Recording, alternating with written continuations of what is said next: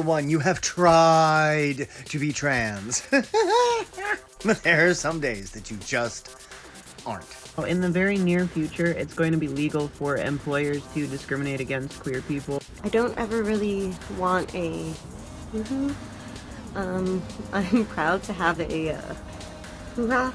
Hey everybody, I'm Brad Polumbo, and welcome back to the Damage Control Podcast, where we are reclaiming the debate over LGBT issues from the crazy people who've taken it over. Today, we're talking about a huge win for gay Republicans, a kind of insane tweet from the Libs of TikTok account, and as always, I'll react to some cringeworthy LGBT TikToks. Make sure you're subscribed if you aren't yet. Don't forget to hit that like button and do comment with your thoughts as we go along. If you're watching us here on YouTube, I do read the comments. And now, let's get into our first topic. So there was just some huge news in the world of LGBT Republicans, conservatives, and libertarians, which is a little bit of a niche world, but it's an interesting one. And it's actually less niche than I thought, because I was looking this up for an article I was doing, and about 25% of LGBT American voters actually voted for Trump in 2020. That's definitely more than I would have guessed. And when you consider the fact that there are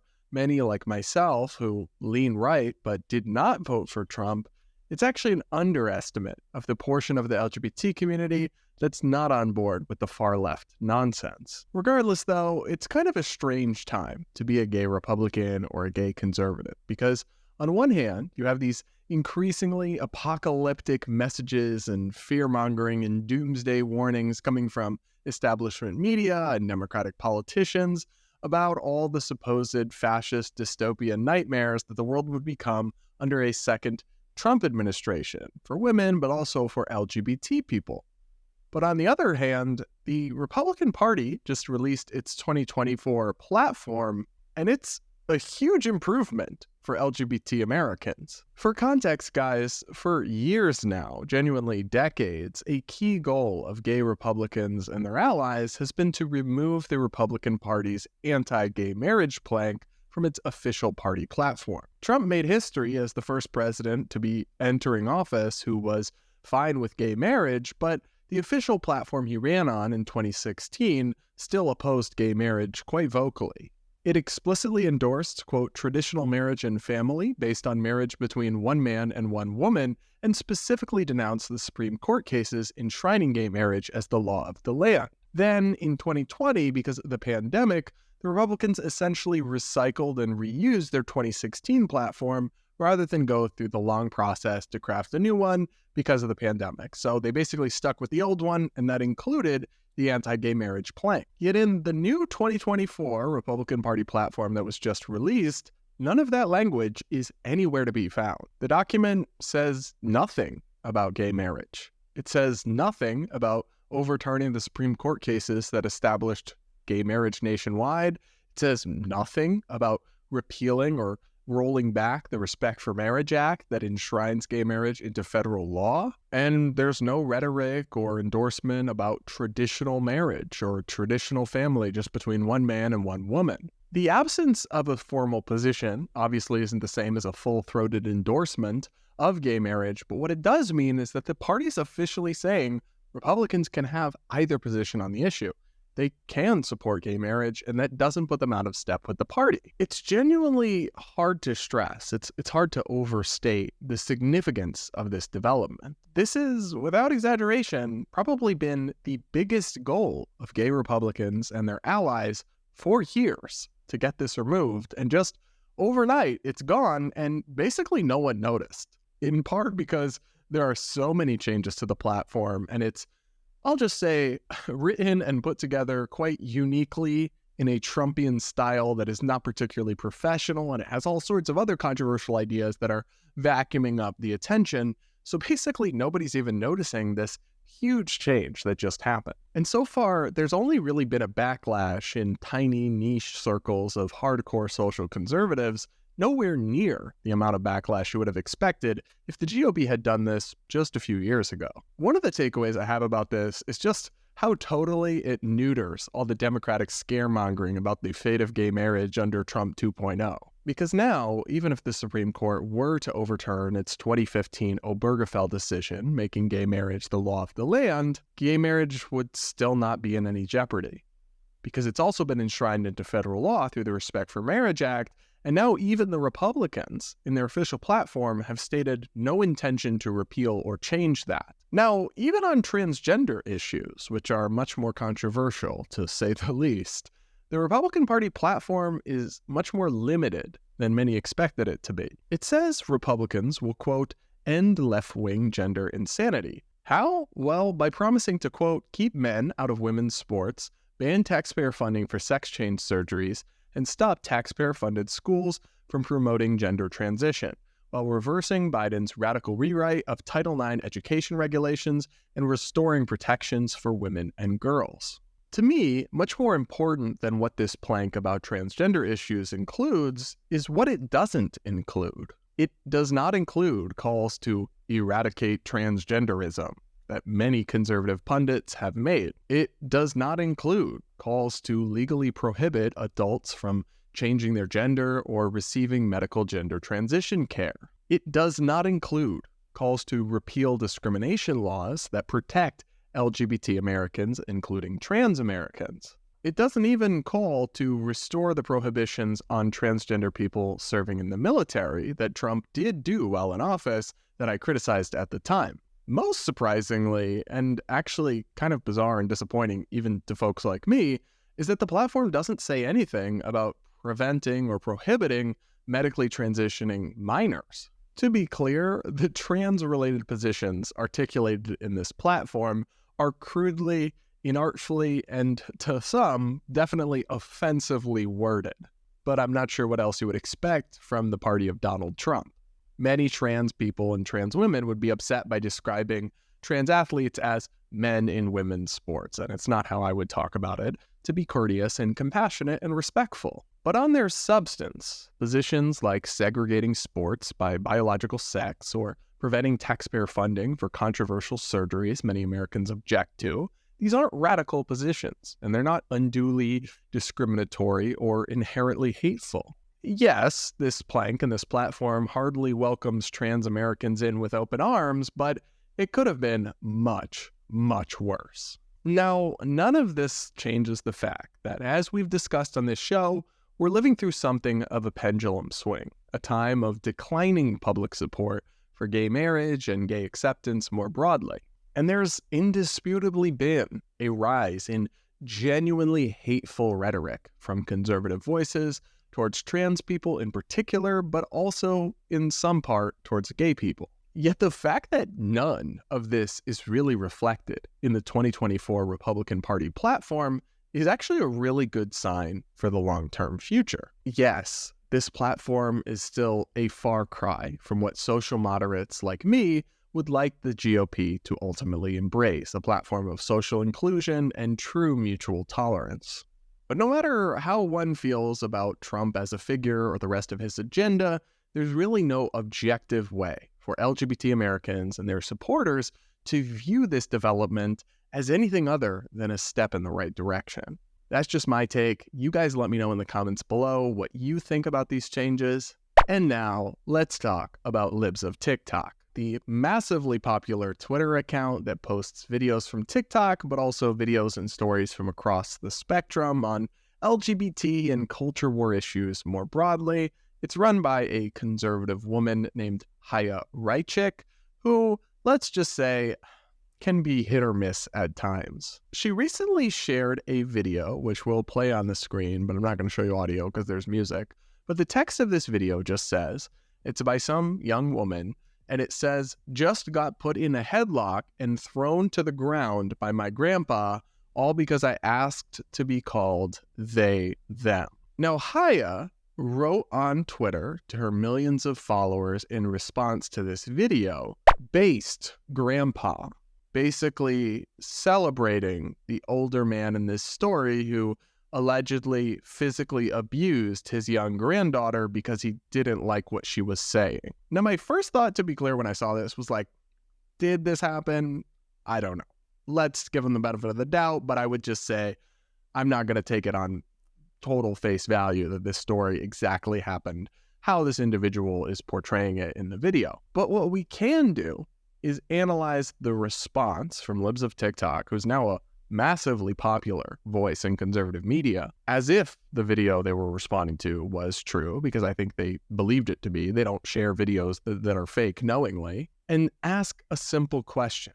What the is something wrong with you? You think it's okay, let alone conservative, for an older man to physically assault a young woman because he disagrees with words she said or requests she's made. Now, maybe you think he should laugh in her face and say, I'm not calling you they, them, that's stupid, that's fake, that's made up. That's fine. But to actually think it's base, like awesome or kick-ass, to physically harm a young person or a young woman, let alone your family member. This would be true for anyone, but especially put your hands on your own family just because you disagree with a request they're making or an idea they're expressing.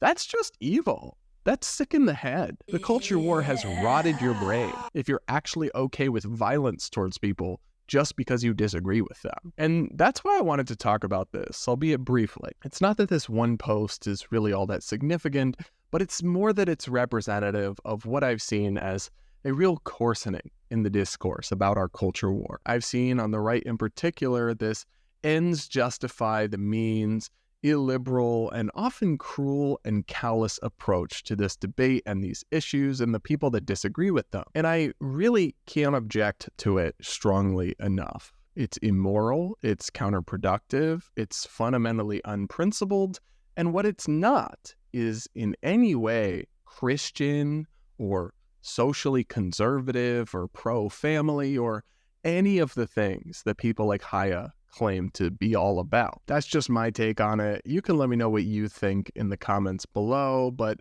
posts like this are one of the many reasons I'm not a big fan of Libs of TikTok, although I do appreciate the work she does categorizing and cataloging hilarious videos sometimes, which I do occasionally pull from for this show. And up next, it's time for everybody's favorite part of the podcast, where I lose brain cells for your viewing pleasure and react to mind-numbingly dumb LGBT TikToks from the perspective of a sane gay person who hasn't gone completely cuckoo for Cocoa Puffs, at least not yet. Up first, this trans TikToker has thoughts about employment discrimination policies and the LGBT community. I saw a video talking about how in the very near future it's going to be legal for employers to discriminate against queer people and not hire you based on, for example, if there's pictures of you out with your same-sex partner. And I feel like those concerns are very valid, but I also feel like it comes off as a little tone deaf. Like, I'm sorry, but out of the 50 trans women that I know,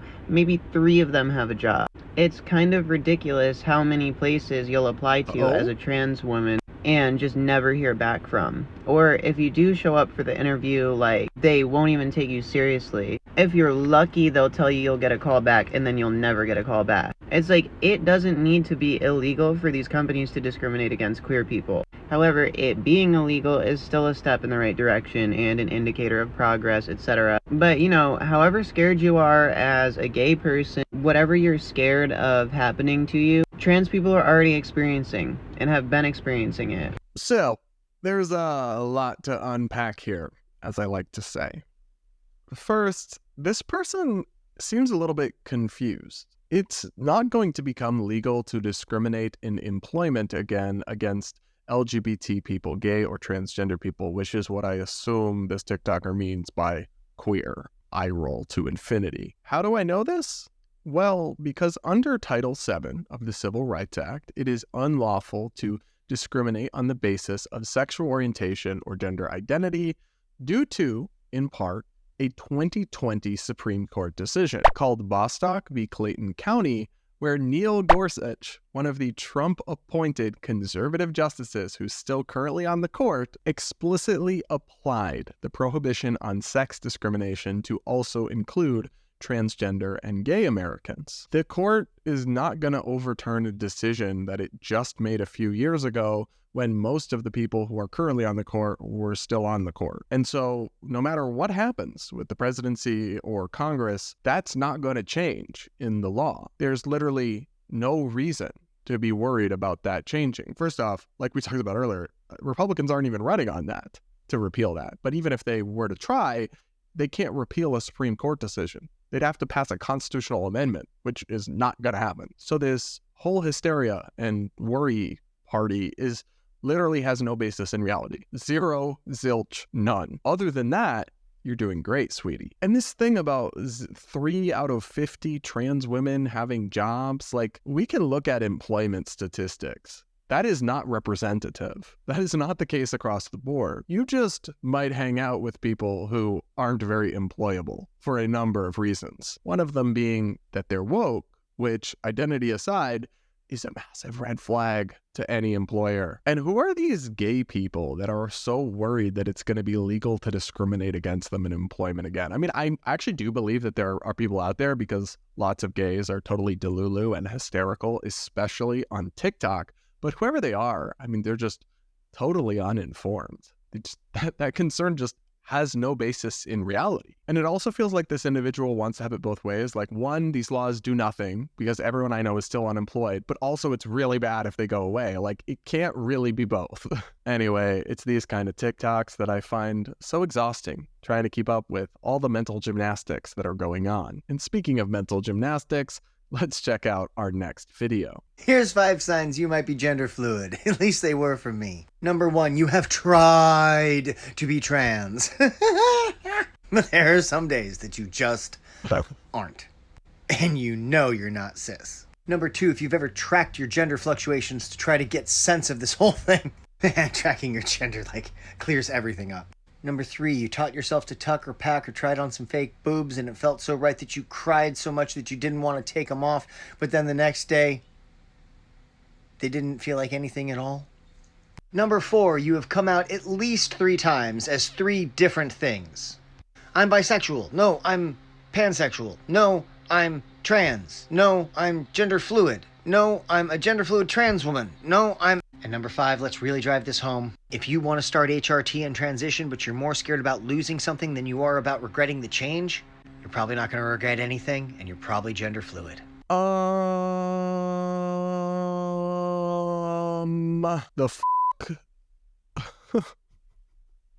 So I don't want to be mean to this person or rude, because they're clearly, like, just deeply confused and all over the place. But I will say, I take some strong objection to this style of content. You're on TikTok, which is an overwhelmingly young audience, and you're saying, here are signs that you might be a gender fluid, which Lord knows what that's even supposed to mean in this context. And then you're also saying, do transition, you won't regret it. It's like you're pushing this. And why? Like, shouldn't you just be worried about yourself? Why do you feel the need to push this on others, including a very young and impressionable audience? That really does feel like inappropriate, out-of-pocket behavior from anyone, but especially from a community that's under fire right now and being accused of trying to indoctrinate kids. Well, guess what? Videos like this are literally trying to indoctrinate kids into a very incoherent and nonsensical ideology. I mean, I'm not sure what gender fluid is supposed to mean. Is it just like your personality, your vibes? Because you're a male, right? Your biological sex is male. It's always male. That doesn't change day to day. And if you've come up with some concept of gender that's different from sex, well, we can have that discussion. Obviously, it's a different thing than from people who have gender dysphoria, a diagnosed medical condition. But what does gender mean if it's just this fanciful, fleeting feeling that comes and goes? It's like just a mood, just a vibe. Like, why can't you just be a male, a man who likes different things and has an unstable and erratic personality? I think a better title for this video would have been 5 signs you might be delulu. Up next, we've got one of the craziest woke LGBT videos I've seen in a while, and that's saying something. Mostly I feel feminine or non-binary. Today I'm feeling really femme and cat-like as well. Yeah. Ah! But I also feel masculine, mostly boyish. I don't ever really want a woohoo. I'm proud to have a hoo-ha. But I also, sometimes want to take these guys off, but other times I'm happy to have them. I love to play with them. I love them. Other days I want to tape them down. I'm running out of time, but yeah, I go through stages of feeling feminine, non-binary, and sometimes boyish. So that's... What do words mean anymore? Seriously. If you can be all of these things, then either they mean nothing or your internal sense of feeling is quite volatile to the point where you shouldn't be making any sort of medical decisions, right? Like taking the breasts off was referenced here. Also, not sure why you growled at us and did a little... I mean, that made me feel slightly unsafe, but thank you for that experience. I don't know, guys. I just can't help but feel bad for these young people who have just been hopelessly confused by an incoherent and extreme ideological gender movement that doesn't really care how many young people end up confused and hopeless and in this mixed up place if it gets them where they want to be and tears down the pillars of society they want to tear down and tears down gender norms as if that's ever really going to happen. They don't care. But young people like this are not to be made fun of. They don't deserve our scorn.